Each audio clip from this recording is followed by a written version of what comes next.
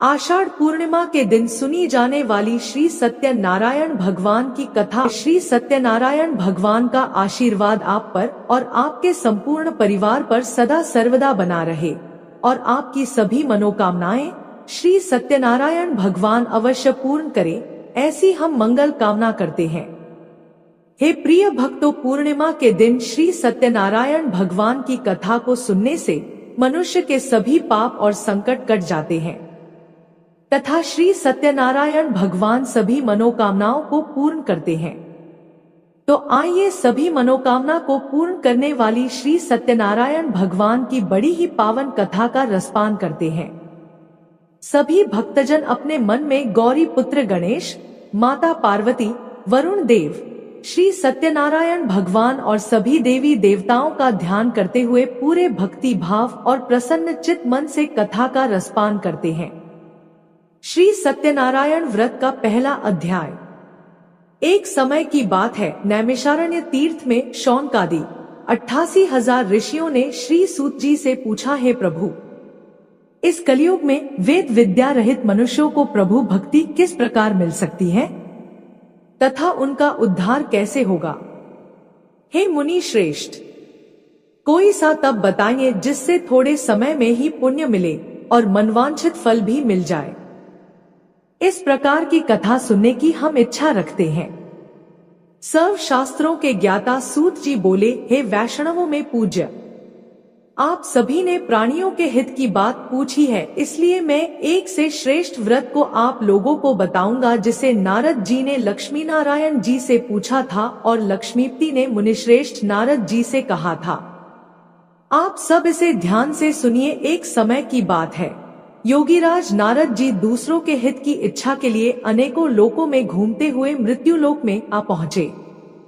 यहाँ उन्होंने अनेक योनियों में जन्मे प्राय सभी मनुष्यों को अपने कर्मों द्वारा अनेकों दुखों से पीड़ित देखा। उनका दुख देख नारद जी सोचने लगे कि कैसा यत्न किया जाए जिसके करने से निश्चित रूप से मानव के दुखों का अंत हो जाए। इसी विचार पर मनन करते हुए वह विष्णुलोक में गए। वहां वह देवों के ईश नारायण की स्तुति करने लगे, जिनके हाथों में शंख, चक्र, गदा और पद्म थे, गले में वरमाला पहने हुए थे। स्तुति करते हुए नारद जी बोले, हे भगवान, आप अत्यंत शक्ति से संपन्न हैं, मन तथा वाणी भी आपको नहीं पा सकती हैं। आपका आदि, मध्य तथा अंत नहीं है। निर्गुण स्वरूप सृष्टि के कारण भक्तों के दुख को दूर करने वाले हैं। आपको मेरा नमस्कार है। नारद जी की स्तुति सुन विष्णु भगवान बोले, हे मुनिश्रेष्ठ, आपके मन में क्या बात है?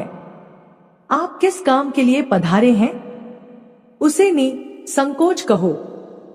इस पर नारद मुनि बोले कि मृत्युलोक में अनेक योनियों में जन्मे मनुष्य अपने कर्मों के द्वारा अनेकों दुख से दुखी हो रहे हैं। हे नाथ, आप मुझ पर दया रखते हैं तो बताइए कि वो मनुष्य थोड़े प्रयास से ही अपने दुखों से कैसे छुटकारा पा सकते हैं। श्रीहरि बोले, हे नारद, मनुष्यों की भलाई के लिए तुमने बहुत अच्छी बात पूछी है, जिसके करने से मनुष्य मोह से छूट जाता है। वह बात मैं कहता हूँ, उसे सुनो। स्वर्ग लोक व मृत्युलोक दोनों में एक दुर्लभ उत्तम व्रत है जो पुण्य देने वाला है। आज प्रेमवश होकर मैं उसे तुमसे कहता हूँ। श्री सत्यनारायण भगवान का यह व्रत अच्छी तरह विधान पूर्वक करके मनुष्य तुरंत ही यहाँ सुख भोग कर मरने पर मोक्ष पाता है। श्रीहरि के वचन सुन नारद जी बोले कि उस व्रत का फल क्या है और उसका विधान क्या है? यह व्रत किसने किया था? इस व्रत को किस दिन करना चाहिए? सभी कुछ विस्तार से बताएं। नारद की बात सुनकर श्रीहरि बोले, दुख व शोक को दूर करने वाला यह सभी स्थानों पर विजय दिलाने वाला है।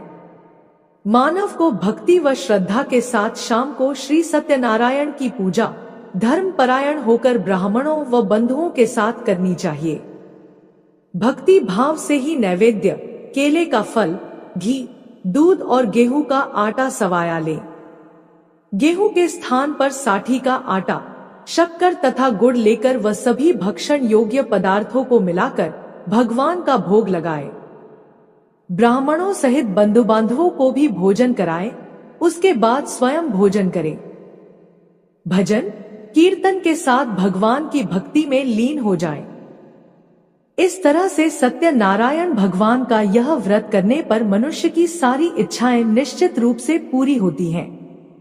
इस कलिकाल अर्थात कलयुग में मृत्युलोक में मोक्ष का यही एक सरल उपाय बताया गया है। इति श्री सत्यनारायण व्रत कथा का प्रथम अध्याय संपूर्ण। अब आइए सुनते हैं श्री सत्यनारायण व्रत कथा का दूसरा अध्याय। सूत जी बोले, हे ऋषियों, जिसने पहले समय में इस व्रत को किया था उसका इतिहास कहता हूं, ध्यान से सुनो। सुंदर काशीपुरी नगरी में एक अत्यंत निर्धन ब्राह्मण रहता था। भूख प्यास से परेशान वह धरती पर घूमता रहता था। ब्राह्मणों से प्रेम करने वाले भगवान ने एक दिन ब्राह्मण का वेश धारण कर उसके पास जाकर पूछा, हे विप्र, नित्य दुखी होकर तुम पृथ्वी पर क्यों घूमते हो?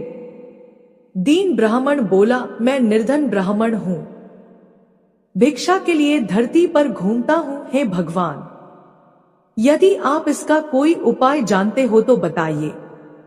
वृद्ध ब्राह्मण कहता है कि सत्यनारायण भगवान मनोवांछित फल देने वाले हैं, इसलिए तुम उनका पूजन करो। इसे करने से मनुष्य सभी दुखों से मुक्त हो जाता है। वृद्ध ब्राह्मण बनकर आए श्री सत्यनारायण भगवान उस निर्धन ब्राह्मण को व्रत का सारा विधान बताकर अंतर्ध्यान हो गए। ब्राह्मण मन ही मन सोचने लगा कि जिस व्रत को वृद्ध ब्राह्मण करने को कह गया है, मैं उसे जरूर करूंगा। यह निश्चय करने के बाद उसे रात में नींद नहीं आई। वह सवेरे उठकर सत्यनारायण भगवान के व्रत का निश्चय कर और भिक्षा के लिए चला गया। उस दिन निर्धन ब्राह्मण को भिक्षा में बहुत धन मिला, जिससे उसने बंधु बांधवों के साथ मिलकर श्री सत्यनारायण भगवान का व्रत संपन्न किया। भगवान सत्यनारायण का व्रत संपन्न करने के बाद वह निर्धन ब्राह्मण सभी दुखों से छूट गया और अनेक प्रकार की संपत्तियों से युक्त हो गया। उसी समय से यह ब्राह्मण हर माह इस व्रत को करने लगा। इस तरह से सत्यनारायण भगवान के व्रत को जो मनुष्य करेगा वह सभी प्रकार के पापों से छूटकर मोक्ष को प्राप्त होगा। जो मनुष्य इस व्रत को करेगा वह भी सभी दुखों से मुक्त हो जाएगा। सूत जी बोले कि इस तरह से नारद जी से नारायण जी का कहा हुआ श्री सत्यनारायण व्रत को मैंने तुमसे कहा।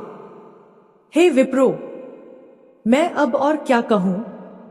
ऋषि बोले, हे मुनिवर, संसार में उस विप्र से सुनकर और किस किस ने इस व्रत को किया, हम सब इस बात को सुनना चाहते हैं। इसके लिए हमारे मन में श्रद्धा का भाव है। सूत जी बोले, हे मुनियों, जिस जिसने इस व्रत को किया है वह सब सुनो। एक समय वही विप्र धन व ऐश्वर्य के अनुसार अपने बंधु बांधवों के साथ इस व्रत को करने को तैयार हुआ। उसी समय एक लकड़ी बेचने वाला बूढ़ा आदमी आया और लकड़ियां बाहर रखकर अंदर ब्राह्मण के घर में गया। प्यास से दुखी वह लकड़हारा उनको व्रत करते देख विप्र को नमस्कार कर पूछने लगा कि आप यह क्या कर रहे हैं तथा इसे करने से क्या फल मिलेगा, कृपया मुझे भी बताएं। ब्राह्मण ने कहा कि सब मनोकामनाओं को पूरा करने वाला यह सत्यनारायण भगवान का व्रत है। इनकी कृपा से ही मेरे घर में धन धान्य आदि की वृद्धि हुई है। विप्र से सत्यनारायण व्रत के बारे में जानकर लकड़हारा बहुत प्रसन्न हुआ। चरणामृत लेकर वह प्रसाद खाने के बाद वह अपने घर गया। लकड़हारे ने अपने मन में संकल्प किया कि आज लकड़ी बेचने से जो धन मिलेगा उसी से श्री सत्यनारायण भगवान का उत्तम व्रत करूंगा। मन में इस विचार को लेकर बूढ़ा आदमी सिर पर लकड़ियां रख उस नगर में बेचने गया जहां धनी लोग ज्यादा रहते थे। उस नगर में उसे अपनी लकड़ियों का दाम पहले से 4 गुना अधिक मिलता है। बूढ़ा प्रसन्नता के साथ दाम लेकर केले, शक्कर, घी, दूध, दही और गेहूं का आटा ले और सत्यनारायण भगवान के व्रत की अन्य सामग्रियां लेकर अपने घर गया। वहां उसने अपने बंधु बांधवों को बुलाकर विधि विधान से सत्यनारायण भगवान का पूजन और व्रत किया। इस व्रत के प्रभाव से वह बूढ़ा लकड़हारा धन पुत्र आदि से युक्त होकर संसार के समस्त सुख भोग अंत काल में बैकुंठ धाम चला गया। इति श्री सत्यनारायण व्रत कथा का 2वां अध्याय संपूर्ण। अब आइए श्रवण करते हैं 3रा अध्याय। सूत जी बोले, हे श्रेष्ठ मुनियों, अब आगे की कथा कहता हूँ। पहले समय में उल्कामुख नाम का एक बुद्धिमान राजा था। वह सत्यवक्ता और जितेंद्रिय था। प्रतिदिन देव स्थानों पर जाता और निर्धनों को धन देकर उनके कष्ट दूर करता था। उसकी पत्नी कमल के समान मुख वाली तथा सती साध्वी थी। भद्रशिला नदी के तट पर उन दोनों ने श्री सत्यनारायण भगवान का व्रत किया। उसी समय साधु नाम का एक वैश्य आया। उसके पास व्यापार करने के लिए बहुत सा धन भी था। राजा को व्रत करते देखकर वह विनय के साथ पूछने लगा, हे राजन, भक्तिभाव से पूर्ण होकर आप यह क्या कर रहे हैं? मैं सुनने की इच्छा रखता हूँ, तो आप मुझे बताएं। राजा बोला, हे साधु, अपने बंधु बांधवों के साथ पुत्रादि की प्राप्ति के लिए एक महाशक्तिशाली श्री सत्यनारायण भगवान का व्रत व पूजन कर रहा हूँ।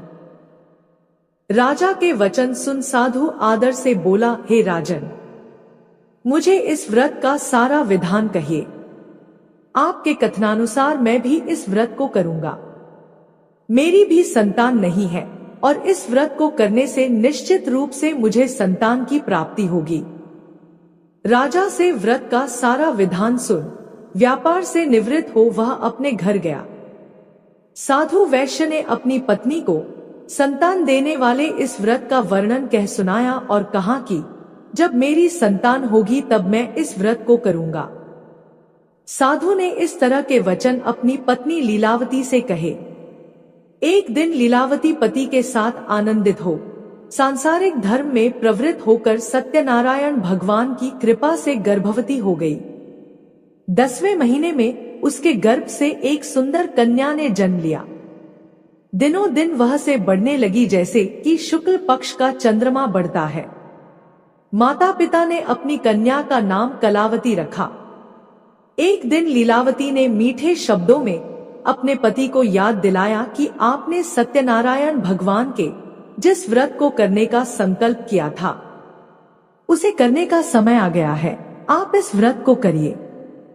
साधु बोला कि हे प्रिय, इस व्रत को मैं उसके विवाह पर करूंगा। इस प्रकार अपनी पत्नी को आश्वासन देकर वह नगर को चला गया। कलावती पिता के घर में रह वृद्धि को प्राप्त हो गई।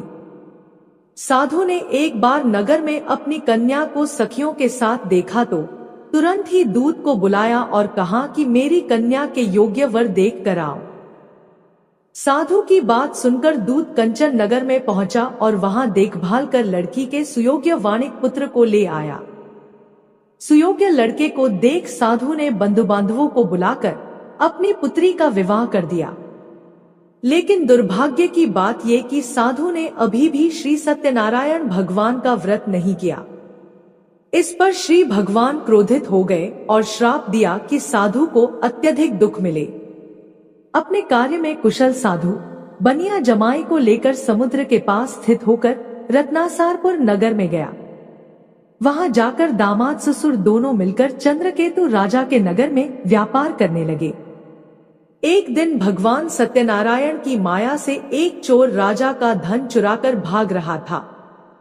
उसने राजा के सिपाहियों को अपना पीछा करते देख चुराया हुआ धन वहां रख दिया, जहां साधु अपने जमाई के साथ ठहरा हुआ था। राजा के सिपाहियों ने साधु वैश्य के पास राजा का धन पड़ा देखा तो वह ससुर जमाई दोनों को बांधकर प्रसन्नता से राजा के पास ले गए और कहा कि उन दोनों चोरों को हम पकड़ लाए हैं, आप आगे की कार्यवाही की आज्ञा दें। राजा की आज्ञा से उन दोनों को कठिन कारावास में डाल दिया गया और उनका सारा धन भी उनसे छीन लिया गया। श्री सत्यनारायण भगवान के श्राप से साधु की पत्नी भी बहुत दुखी हुई। घर में जो धन रखा था उसे चोर चुरा ले गए। शारीरिक तथा मानसिक पीड़ा व भूख प्यास से अति दुखी हो अन्न की चिंता में कलावती एक ब्राह्मण के घर गई। वहां उसने श्री सत्यनारायण भगवान का व्रत होते देखा, फिर कथा भी सुनी। वह प्रसाद ग्रहण कर वह रात को घर वापस आई। माता ने कलावती से पूछा कि हे पुत्री, अब तक तुम कहाँ थी? तेरे मन में क्या है? कलावती ने अपनी माता से कहा, हे माता, मैंने एक ब्राह्मण के घर में श्री सत्यनारायण भगवान का व्रत देखा है। कन्या के वचन सुन लीलावती भगवान के पूजन की तैयारी करने लगी। लीलावती ने परिवार व बंधुओं सहित सत्यनारायण भगवान का पूजन किया और उनसे वर मांगा कि मेरे पति तथा जमाई शीघ्र घर आ जाए। साथ ही यह भी प्रार्थना की कि हम सबका अपराध क्षमा करें। श्री सत्यनारायण भगवान इस व्रत से संतुष्ट हो गए और राजा चंद्रकेतु को सपने में दर्शन देकर कहा कि हे राजन, तुम उन दोनों वैश्यों को छोड़ दो और तुमने उनका जो धन लिया है उसे वापस कर दो। अगर सा नहीं किया तो मैं तुम्हारा धन, राज्य व संतान सभी को नष्ट कर दूंगा। राजा को यह सब कहकर वह अंतर्धान हो गए। प्रातः काल सभा में राजा ने अपना सपना सुनाया, फिर बोले कि बणिक पुत्रों को कैद से मुक्त कर सभा में लाओ। दोनों ने आते ही राजा को प्रणाम किया। राजा मीठी वाणी में बोला, हे महानुभावों, भाग्यवश सा कठिन दुख तुम्हें प्राप्त हुआ है, लेकिन अब तुम्हें कोई भय नहीं है। सा कह राजा ने उन दोनों को नए वस्त्राभूषण भी पहनाए और जितना धन उनका लिया था उससे दुगुना धन वापस कर दिया। दोनों वैश्य अपने घर को चल दिए। इति श्री सत्यनारायण भगवान व्रत कथा का 3 अध्याय संपूर्ण। अब आइए श्रवण करते हैं 4 अध्याय। सूत जी बोले, वैश्य ने मंगलाचार कर अपनी यात्रा आरंभ की और अपने नगर की ओर चल दिए। उनके थोड़ी दूर जाने पर एक दंडी वेशधारी श्री सत्यनारायण ने उनसे पूछा, हे साधु, तेरी नाव में क्या है? अभिवाणी वणिक हंसता हुआ बोला, हे दंडी, आप क्यों पूछते हो? क्या धन लेने की इच्छा है? मेरी नाव में तो बेल व पत्ते भरे हुए हैं। वैश्य के कठोर वचन सुन भगवान बोले, तुम्हारा वचन सत्य हो। दंडी से वचन कह वहां से दूर चले गए। कुछ दूर जाकर समुद्र के किनारे बैठ गए। दंडी के जाने के बाद साधु वैश्य ने नित्य क्रिया के पश्चात नाव को ऊंची उठते देखकर अचंभा माना और नाव में बेलपत्ते आदि देख वह मूर्छित हो जमीन पर गिर पड़ा। मूर्छा खुलने पर वह अत्यंत शोक में डूब गया। तब उसका दामाद बोला कि आप शोक ना मनाएं, यह दंडी का शाप है, इसलिए हमें उनकी शरण में जाना चाहिए, तभी हमारी मनोकामना पूरी होगी। दामाद की बात सुनकर वह दंडी के पास पहुंचा और अत्यंत भक्तिभाव से नमस्कार करके बोला, मैंने आपसे जो जो असत्य वचन कहे थे उनके लिए मुझे क्षमा दे। सा कहकर महान शोकातुर होकर वह रोने लगा। तब दंडी भगवान बोले, हे वणिक पुत्र, मेरी आज्ञा से बार बार तुम्हें दुख प्राप्त हुआ है। तू मेरी पूजा से विमुख हुआ। साधु बोला, हे भगवान, आपकी माया से ब्रह्मा आदि देवता भी आपके रूप को नहीं जानते, तब मैं अज्ञानी कैसे जान सकता हूँ? आप प्रसन्न होइए, अब मैं सामर्थ्य के अनुसार आपकी पूजा करूंगा। मेरी रक्षा करो और पहले के समान नौका में धन भर दो। साधु वैश्य के भक्तिपूर्वक वचन सुनकर भगवान प्रसन्न हो गए और उसकी इच्छानुसार वरदान देकर अंतर्धान हो गए। ससुर जमाई जब नाव पर आए तो नाव धन से भरी हुई थी। फिर वहीं अपने अन्य साथियों के साथ सत्यनारायण भगवान का पूजन कर अपने नगर को चल दिए। जब नगर के नजदीक पहुंचे तो दूत को घर पर खबर करने के लिए भेज दिया। दूत साधु की पत्नी को प्रणाम कर कहता है कि मालिक अपने दामाद सहित नगर के निकट आ गए हैं। दूत की बात सुन साधु की पत्नी लीलावती ने बड़े हर्ष के साथ सत्यनारायण भगवान का पूजन कर अपनी पुत्री कलावती से कहा कि मैं अपने पति के दर्शन को जाती हूँ, तू कार्य पूर्ण कर शीघ्र आ जा।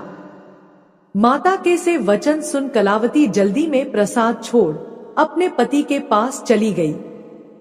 प्रसाद की अवज्ञा के कारण श्री सत्यनारायण भगवान रुष्ट हो गए और नाव सहित उसके पति को पानी में डुबो दिया।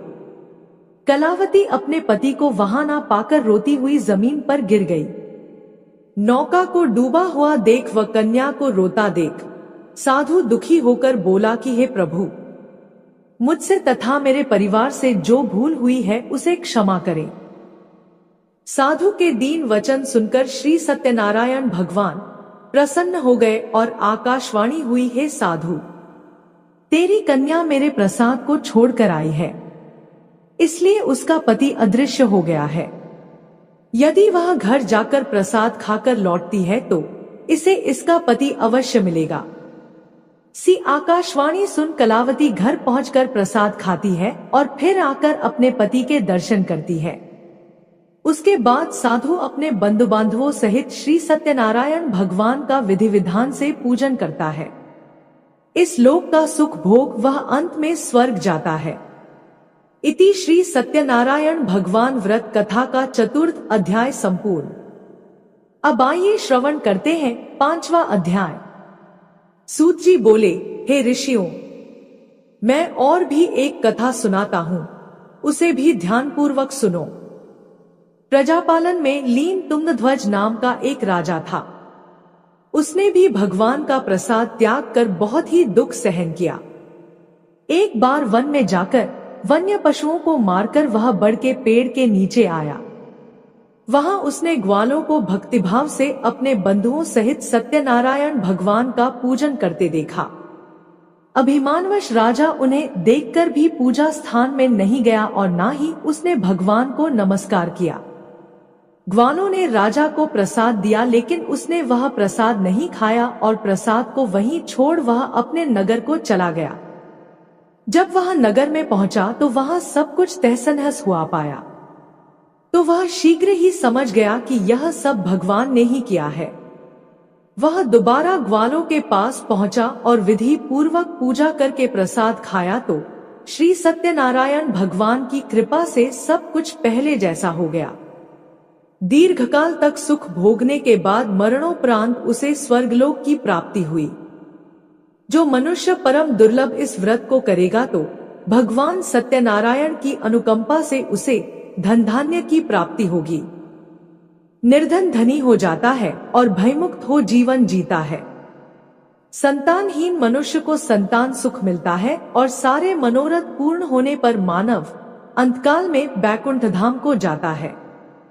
सूत जी बोले, जिन्होंने पहले इस व्रत को किया है, अब उनके दूसरे जन्म की कथा कहता हूँ। वृद्ध शतानंद ब्राह्मण ने सुदामा का जन्म लेकर मोक्ष की प्राप्ति की। लकड़हारे ने अगले जन्म में निषाद बनकर मोक्ष प्राप्त किया। उल्कामुख नाम का राजा दशरथ होकर बैकुंठ को गए। साधु नाम के वैश्य ने मोरध्वज बनकर अपने पुत्र को आरे से चीरकर मोक्ष पाया। महाराज तुंगध्वज ने स्वयंभू होकर भगवान में भक्तियुक्त हो कर्म कर मोक्ष पाया।